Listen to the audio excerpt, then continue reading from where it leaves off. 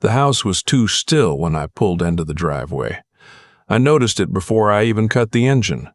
My wife's car was there. Her son's truck was there. But no lights on in the kitchen, no blue flicker from the television through the front window, just the porch light I'd left on that morning, burning yellow against the late afternoon sky. I sat in the truck for a moment. Something in my chest tightened the way it does before a storm you can't yet see. When I walked through the front door, they were both at the kitchen table. My wife had her hands folded in front of her, knuckles white. Her son was leaning back in his chair with his arms crossed, jaw set. On the table between them sat a thin stack of papers.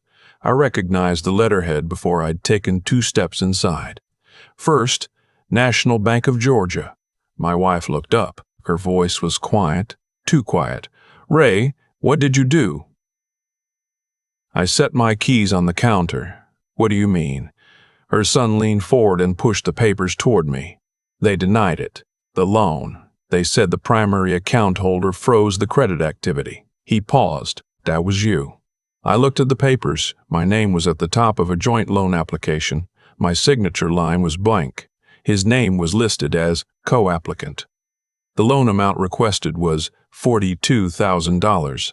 I hadn't signed anything. I pulled out a chair and sat down slowly, the way I've learned to sit down after 35 years of working construction sites, when your knees remind you of every ladder you've ever climbed.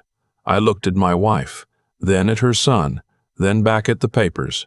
"I didn't do anything," I said. "The question is what you did." That was the moment everything cracked open. I was 62 years old when I married my wife. She was 54.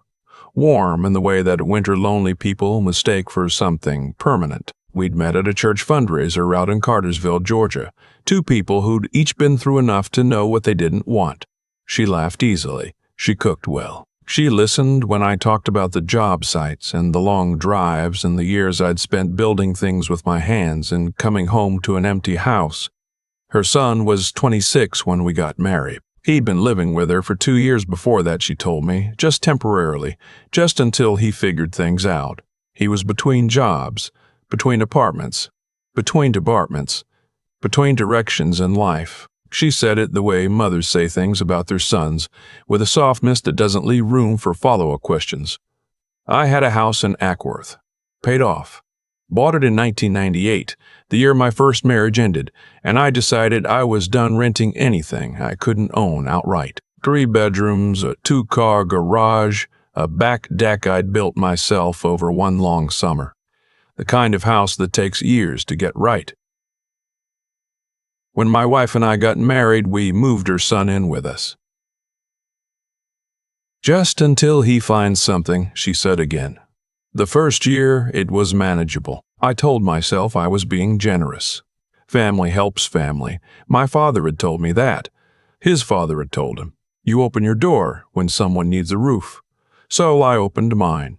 Her son helped around the house when he felt like it, which wasn't often. He applied for jobs when it seemed like I might ask about it. He drove a truck I later learned my wife had co-signed for 6 months before our wedding, payments still being made from somewhere. When I asked about the truck payments one afternoon, my wife said she was handling it. I didn't push. I was still in the part of the marriage where pushing felt like picking a fight. The money issue crept in sideways, the way these things always do. My wife managed our household finances. She'd offered early on, said she was good with numbers, said she'd done it her whole adult life. I was tired by the time I got home most evenings. I was 62 and still taking contracts because I liked working with my hands and because my retirement account was comfortable but not extravagant. My checks came in every 2 weeks, deposited directly into our joint account. The bills got paid. I never looked closely at the rest. The first time I noticed something odd was 14 months into the marriage. I stopped at the hardware store on a Tuesday for a box of decking screws and my card was declined. I checked my balance in the parking lot. There were $11 in the account. My wife said she'd miscalculated the electric bill. Things were fine, she said. She transferred money from savings, and by Thursday the balance was back to normal. I let it go. I told myself it was a mistake. But I started watching after that, not obsessively, just the way a man watches something he isn't quite sure about yet. Over the next 3 months, I noticed cash withdrawals I hadn't made. Small ones at first, $40 here, $80 there. Then a charge for $260 at a sporting goods store I'd never been to. A dinner charge at a steakhouse in Kennesaw, $68, on a Tuesday night when my wife had told me she was working late and I'd eaten leftover soup alone in the kitchen. I didn't confront her yet. I started keeping a notebook instead. Old habit from job sites. You write things down because memory fades and disputes get ugly and paper doesn't lie. Then came the credit inquiry. I got an email alert from my bank on a Wednesday morning while I was eating breakfast. It said a hard credit inquiry had been submitted in my name the previous afternoon. I hadn't applied for anything. I checked my credit monitoring account and saw it immediately. A joint loan application at First National, submitted online requesting $42,000.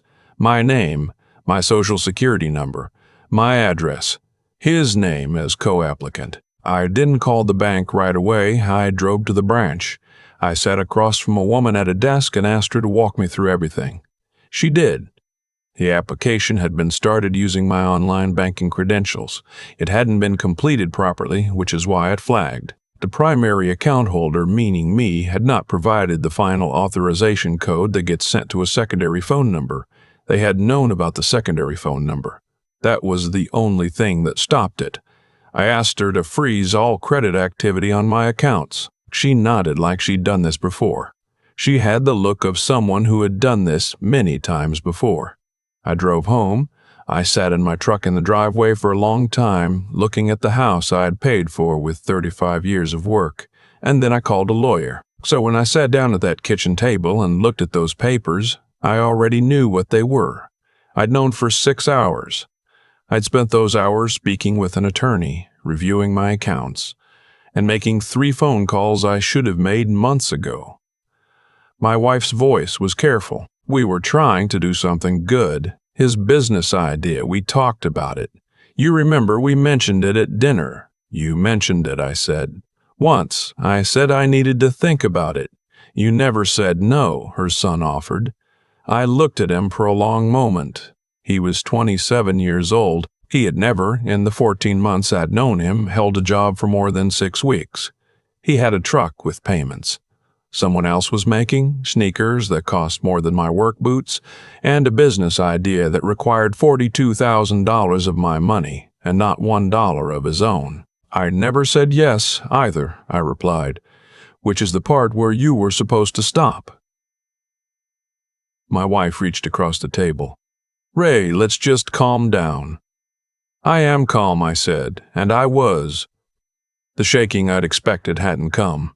Something steadier had settled in instead, something that felt like the solid ground after you've been standing on ice for too long. I found something else, I said. I opened the folder I'd brought in from the truck and slid a printed sheet across the table. It was a summary of 14 months of transactions. I'd sorted them by category. Cash withdrawals I hadn't made, $6,400. Charges from accounts I hadn't opened, $9,220. Transfers to a savings account I hadn't known existed, $8,000. Her son's truck payments, coming from our joint account, $11,200. My wife looked at the paper. The color in her face changed slowly. That's not all accurate, she said. Her voice had gone thin. Which part isn't accurate? She didn't answer. Her son pushed back from the table and stood up. This is insane. You're treating us like criminals. I'm reading numbers, I said. The numbers are doing the treating. We're family, he said. That word, the way he said it, like it was a password, like it unlocked something. Family doesn't forge loan applications, I said quietly. The kitchen was very silent after that. I could hear the refrigerator. I could hear a car passing on the road outside. I didn't forge anything, my wife said finally. Your credentials were already in the system. We just filled in the application. With my social security number, using my financial history, without my signature, without my knowledge. I paused. You want to tell me what word fits better than forge? Her son grabbed his keys off the counter. I'm done with this conversation. The door's right there, I said. He stared at me. He wasn't used to that. For 14 months I'd been the man in the house who accommodated, who softened, who found a middle ground whether or not there was one. He didn't know how to look at the other version. He left. The front door closed hard, but not quite a slam. A controlled exit. Even his anger was managed for effect. My wife stayed at the table. She looked at the papers like they were something she could rearrange into a different story if she stared long enough. I want to understand something, I said. Did you know he was going to use my information? She took a breath. We discussed it. So yes, it wasn't supposed to go that far. He was just checking to see if it was possible. It's possible, I said. That's actually the problem. She looked up at me. What are you going to do? I closed the folder. I'm going to talk to my lawyer again tomorrow, and I'm going to need you to explain to me how $23,000 of household money ended up somewhere other than the household. Ray, I can explain all of that. I know you can, I said. I'm asking you to. She opened her mouth, then closed it. What she'd expected was heat, raised voices, the kind of fight she could weather with tears and reasonableness. What she got instead was stillness. And stillness, I've learned, is harder to manage than anger. The next 3 weeks were the quietest and most revealing of my life. My wife tried several approaches. She was practiced at them, more practiced than I'd realized. The first week she was reasonable. She came to me with a yellow legal pad where she'd written everything out, explained each charge, gave context for each withdrawal. The truck payments, she said, had been a temporary arrangement while her son got on his feet. The transfers to the unknown savings account were her personal savings, which she was entitled to. The cash withdrawals were for household things she paid for in cash because it was easier. I listened to all of it. I asked one question. Why didn't you tell me at the time? She didn't have an answer for that one. The second week, she shifted to vulnerability. She came to me in the evenings, sat beside me on the couch, spoke in the voice of someone who was tired and trying. She told me she'd been carrying everything for years. She'd raised her son alone.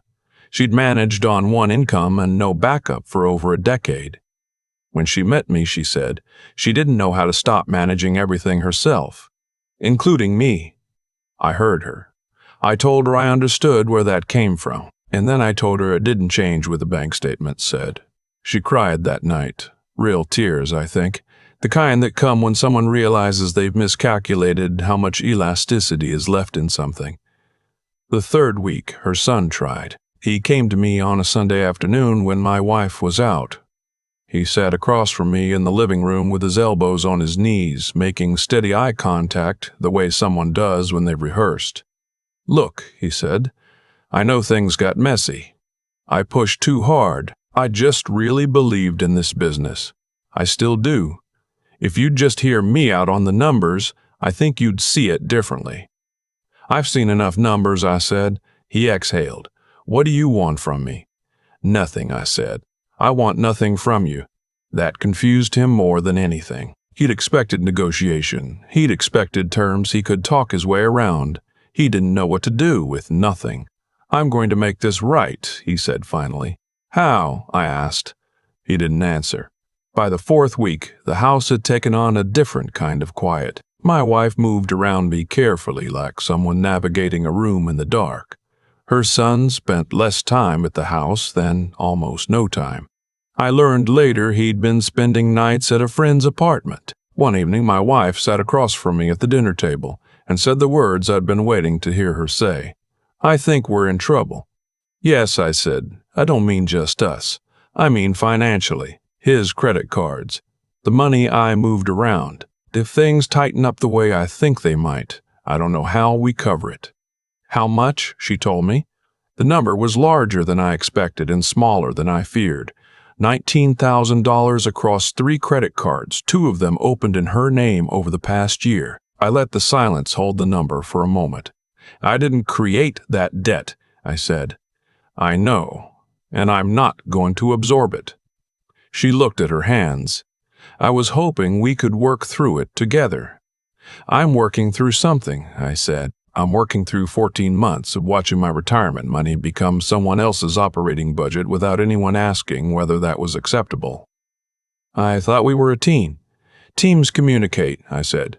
She looked up at me. Her eyes were tired in a way that had nothing to do with the hour. What do you want, Ray? Tell me what you actually want. I thought about it carefully before answering. I want my financial life back, I said. My name, my credit, my accounts, controlled by me. What you and your son do with your finances is yours. But I am done being the bank that neither of you ever had to ask politely. She was quiet for a long time. And us, that depends on you, I said. Not on negotiation, on actual change. She left the table without answering. I sat there and finished my coffee.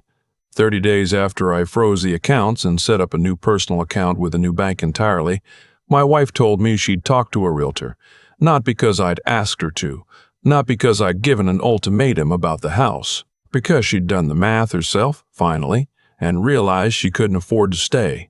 The debt, the cards, her son's truck she'd been covering, the way she'd been living for the past year and a half as if my paycheck were a renewable resource that didn't require any tending. She sat me down on a Thursday morning and told me calmly that she and her son were going to find a place together. She'd found a 2-bedroom rental over in Kennesaw, 30 minutes away in her price range, once she sat down and figured out what her price range actually was. She wasn't asking for my opinion. She wasn't negotiating. She was telling me. That was the most honest thing she'd said to me in months, maybe ever. I'm sorry, she said. Not as a tactic. I could hear the difference. I made choices I shouldn't have. I told myself I was protecting my son, and maybe I was. But I was also protecting myself from having to face what he'd become, and what I'd helped him become. I didn't respond right away. The apology sat in the air between us, waiting to find out where it would land. I appreciate that, I said. I don't expect you to forgive me today. I know. She looked around the living room. She'd rearranged it when she moved in, moved the recliner near the window, put up new curtains, hung pictures I hadn't chosen. The room looked like a compromise that hadn't been asked for. You'll have your house back, she said quietly. I never stopped having it, I replied. I just stopped acting like it. Moving day was unremarkable. I helped carry 2 boxes to the truck because they were heavy and because, whatever she'd done, she was still a person. Her son loaded the rest without looking at me.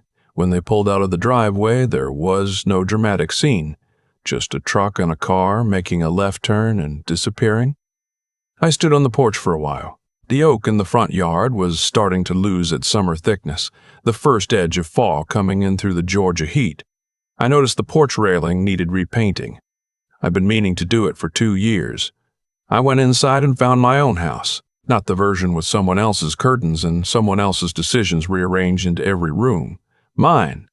The version I'd spent 35 years building toward. I took the curtains down that afternoon, not out of anger, just because I wanted the light back in. I made a list on a Lego pad of everything that needed repair or replacing or just tending to.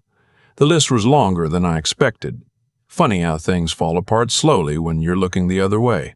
I fixed the railing the first Saturday alone. I sanded it down and repainted it white and stood back and looked at it the way you look at something you've done right. My son called that weekend. My son from my first marriage, 32 years old, living in Nashville. He'd heard pieces of what happened, not the details, just the general shape. He asked how I was doing. Better, I told him. Better than what? He asked.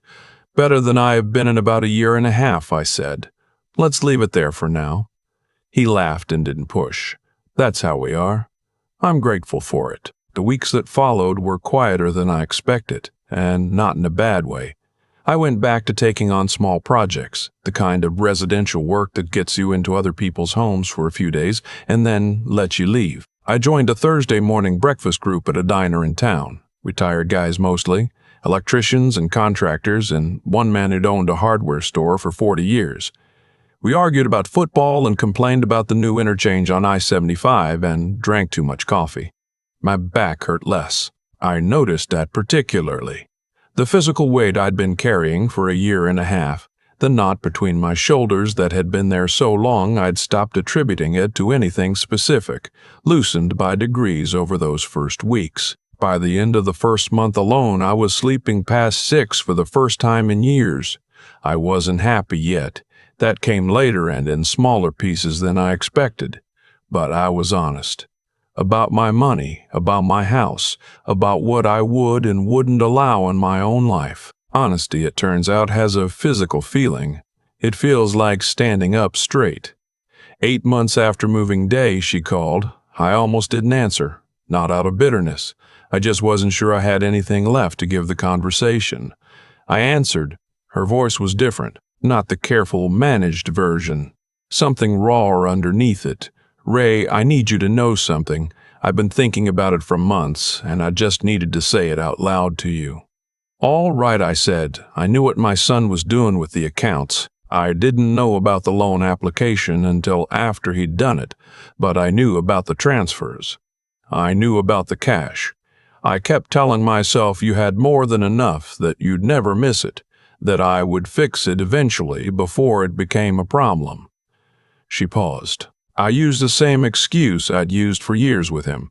That I'd fix it later. I was protecting him again, and I was protecting myself from the truth, which is that I married you partly because you were steady and I was tired, and I took advantage of that steadiness. I sat in my recliner and looked out the window at the front yard. I know, I said. You deserve better than that. I agree. She almost laughed, the edge of it. Not mean, just surprised. Is there anything I can do? She asked. I'm not asking for reconciliation. I know that ship sailed. I just mean, is there anything I can actually do to make it right? I thought about it. Pay your own debts, I said. Take care of your own life. And let your son figure out how to do the same. He's working now, she said. $12 an hour at a distribution warehouse. He hates it. Good, I said. Not cruelly, just honestly. Yeah, she said. I think I'm starting to understand what that means. She told me she'd paid down $7,000 of the credit card debt in 8 months. 2 jobs, tighter apartment, no extras. She sounded tired but not broken. More like someone who'd carried the wrong thing for too long and had finally set it down and was figuring out how to walk without it. I hope you find someone worth being steady for, she said before she hung up. I sat with that for a while after the call ended. The afternoon light was coming in through the windows I'd rehung with simpler curtains, white cotton, the kind that let in the most light. The house smelled like coffee and sawdust from the project I'd been working on in the garage. I thought about the man I'd been when she and I got married. The one who still believed that opening your door wide enough for long enough could turn someone into who you needed them to be. The one who'd equated silence with peace and sacrifice with love. That man had been wrong, and it had cost him 2 years and more than $30,000 and a good portion of his sleep. But here's the thing about reaching 62 and learning something hard. You have enough years behind you to measure it against, enough context to know that what you've learned is real and worth something, not just the feeling of having survived something. I've spent 35 years building structures meant to stand. Load-bearing walls, foundations poured right, connections made to hold weight over time. I know what it looks like when something is built to last, and I know what it looks like when something is built to look good while it's slowly failing. My house is still standing. I check the load-bearing walls. I know where every nail is. I put them there myself. I don't know whether I'll marry again. I don't have a strong feeling either way. What I have is a clear account in my own name, a paid-off house, a garage full of tools that have never once asked me for anything I wasn't willing to give, and a notebook I still keep on the kitchen counter, old habit from job sites. You write things down because memory fades and disputes get ugly and paper doesn't lie. The last thing I wrote in it the morning after she called was this: know what you built. Know who you let in, and know the difference between helping someone stand up and paying for them to stay down. If any of this sounds familiar, leave a comment and tell me where you're watching from. Tell me what you had to stop paying for. We tell these stories here because some lessons are too expensive to learn alone. Don't forget to subscribe. We share one every day.